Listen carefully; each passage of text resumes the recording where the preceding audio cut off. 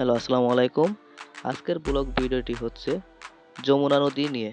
বাংলাদেশে বয়ে যাওয়া যমুনা নদীর মাঝখানে গড়ে উঠেছে ছোট বড় অনেক চর। যমুনার চর অন্যতম বৃহৎ নদী হিসেবে যমুনা নদীরই কদর অনেক এবং দেখা যায় যমুনা নদীর পানি প্রবাহ। যমুনা নদী যেন নিজের মাঝে চরের জন্য পথ তৈরি করে দেয়, যার অনেকগুলো দেখা যায় শরতের শেষে ও শীতে। সাম্প্রতিক বছরগুলোতে প্রায় এ নদীতে চর দৃশ্যমান হয়। সুযোগ করে যেতে পারেন যমুনা নদীর এই চরটি দেখতে। আসলে চরগুলো দেখার মতো এবং মনোমুগ্ধকর।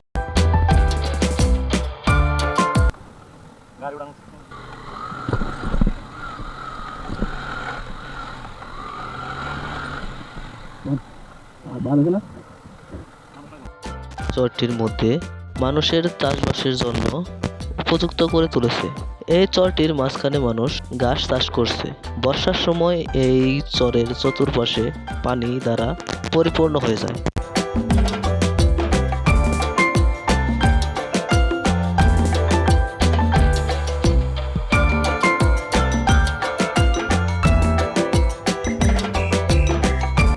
চরের মাঝখানে এই সুন্দর গাছটি চরের দৃশ্যকে আরো মনোমুগ্ধকর করে তুলেছে।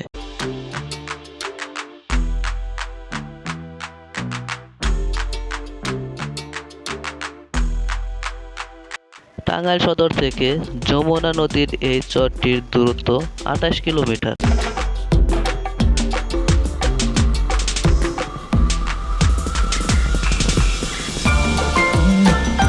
ছবি তোলার পর আমরা আসলাম নদীর কাছে।